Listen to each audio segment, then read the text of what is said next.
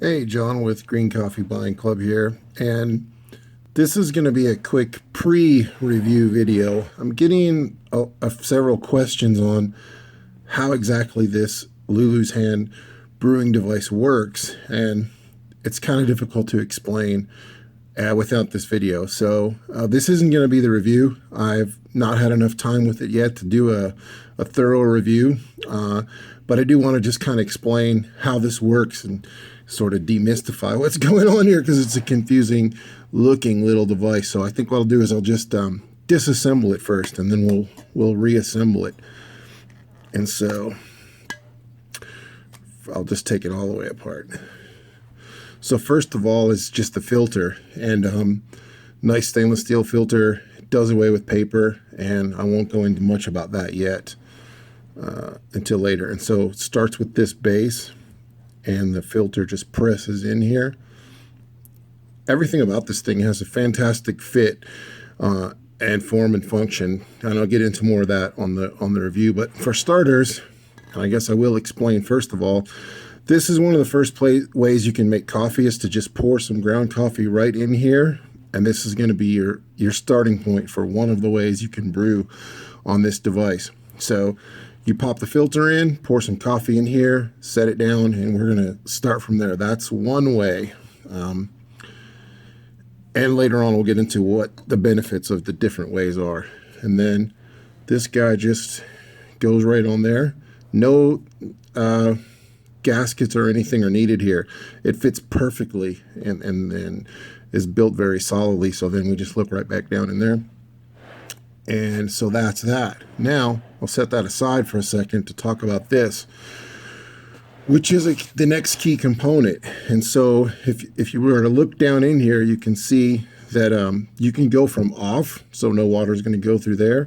And then there's the piece down here that turns, and you can adjust your water flow from, full flow to, completely off.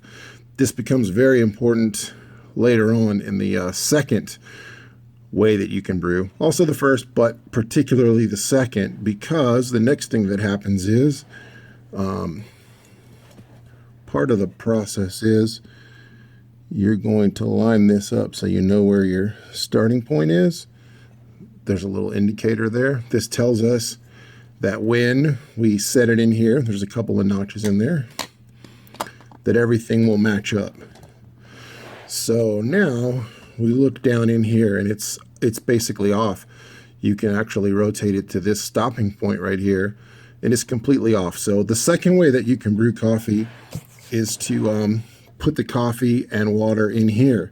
And at this moment, it's shut off. So you have zero flow. Whether the coffee's down here right now, and you just have blank water sitting here, or you have coffee and water in here, which is going to be similar to a French press in some ways. Full immersion brewing happening here with it shut off it allows you to adjust any kind of dwell time that you want. Right now, it's just sitting in here for whatever you happen to choose. Lulu's offers some suggestions on time frames, and that's a whole nother discussion on its own. But so you have coffee and water in here, or just water and coffee in here, and this allows you to decide your flow rate. So as you turn this, you will get these openings to open up down there in the bottom. So if you were going to use the first method, and I've tested this, it's pretty cool. What you can do is you can actually have it off, or you can start at the speed that you would continuously drip for, or what I've been experimenting with is opening it up more, and you can see in this little space that you have basically full immersion in here, and then I'll throttle back off of it to drip slowly. Or if you were just to set it at a certain flow rate, then it would be pretty much like drip coffee. And then you can continue to add water in here because this is going to be sitting on top of your cup based upon what you want to see happen as far as how much, what size of your cup is, how much you want to brew. And you could do some other very interesting things, such as shut it back off again, add a second dose of water for additional dwell times. So that's kind of the basics of how it works, and you can see some of the things you can do.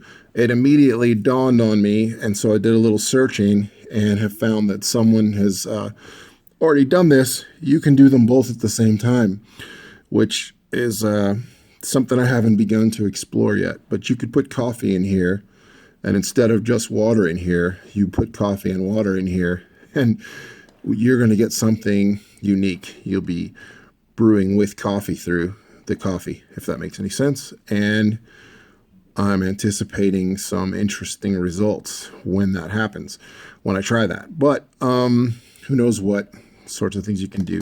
I've already also thought of just setting this over a cup of ice, brewing an iced coffee type of a thing directly into the cup. But that's kind of the basics of how it works. This opens up through there, as you can see, and then you can even see the filter if you look close enough through there, which is here. So this is going to filter no matter which method you choose or some sort of combination of both. Eventually everything hits the stainless steel filter. So no paper filter, more oils are going to flow through, regardless of which method you choose, the first method or the second, or who knows what else yet I haven't discovered. But this is not my review of this product. That's going to be forthcoming, but I need to spend some more time with it. And I've had more than one question already of exactly what this device is and how it works. And hopefully that'll clear things up. Signing off for now.